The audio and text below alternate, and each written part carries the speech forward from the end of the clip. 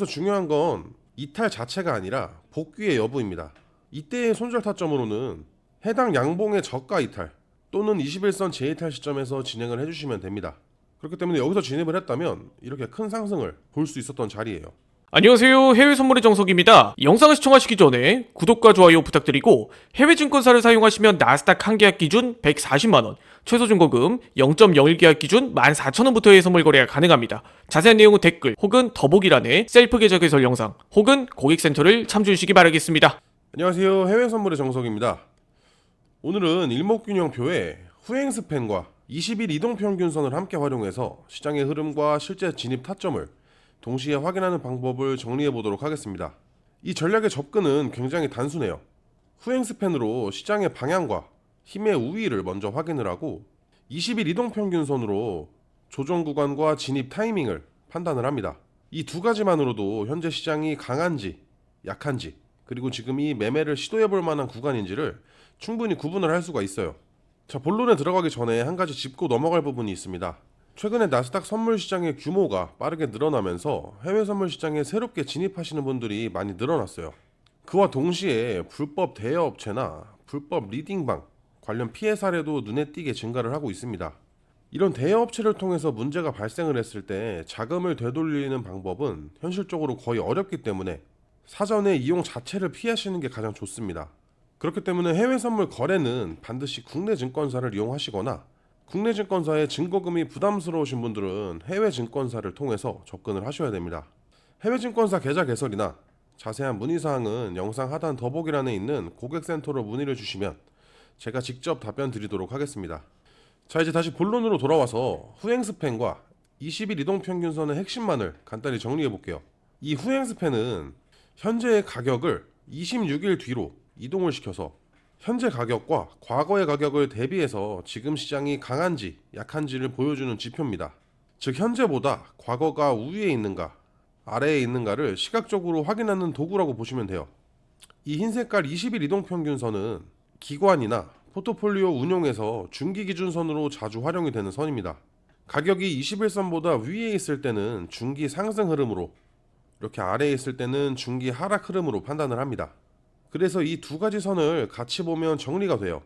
방향과 힘은 후행 스팬을 통해서 판단을 하고 진입 타이밍은 21선에서 찾는다. 이렇게 기억하시면 됩니다. 그래서 이 전략은 후행 스팬이 과거의 캔들 위에 위치해 있는지로 큰 방향을 확인을 하고 현재 가격이 21선 위에 있는지로 추세를 판단을 합니다.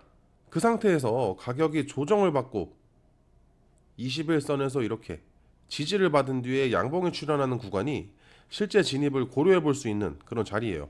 자, 차트를 예시 하나 들어보겠습니다. 자, 캔들이 이렇게 21선 위에서 지속적으로 상승 중이에요. 후행 스팬 역시 과거의 캔들보다 위에 위치를 하고 있습니다. 이건 시장의 힘이 분명히 위쪽에 있다는 신호가 될 수 있어요. 그래서 이렇게 상승을 하다가 조정이 나오면서 이 21선에 살짝 닿습니다. 이때 중요한 건 캔들이 21선을 깨는 조정이 아니라 이렇게 닿는 조정이라는 점입니다. 그 다음 캔들에서 다시 양봉으로 전환이 되고 종가가 21선 위에서 마감이 된다면 이 구간이 가장 정석적인 눌림 매수의 타점이 되는 거예요. 손절 기준도 단순합니다. 21선 종가 이탈과 동시에 후행 스팬이 약세로 전환되는 시점에서 손절을 해주면 되는 거예요. 자, 이제 그 옆에 보면 조금 더 강한 반등 패턴입니다. 21선 위에서 이렇게 상승을 하다가 눌림 과정에서 21선을 이탈해 버렸어요. 이건 흔히 나오는 심리 흔들기 구간입니다. 하지만 이때도 후행 스팬이 여전히 과거의 캔들 위에 위치를 하고 있다면 추세 자체는 아직 훼손이 되지 않은 상태라는 거예요. 그렇기 때문에 20일 아래에 머물다가 강한 양봉이 나오고 다시 21선 위로 복귀하는 순간 이 타이밍에도 재진입을 고려해 볼 수 있는 자리예요. 여기서 중요한 건 이탈 자체가 아니라 복귀의 여부입니다. 이때의 손절 타점으로는 해당 양봉의 저가 이탈 또는 21선 재이탈 시점에서 진행을 해주시면 됩니다.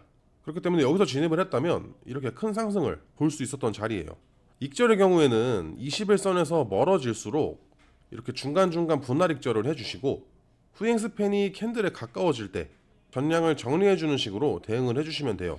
항상 기억하셔야 되는 건 포지션을 정리하는 이유는 두려움이 아니라 근거가 사라졌기 때문이어야 한다는 점입니다. 보통 시장에서 좋은 자리는 처음 볼 땐 약간 불편하게 느껴집니다. 반대로 너무 좋아 보이는 자리는 이미 늦었을 가능성이 높아요.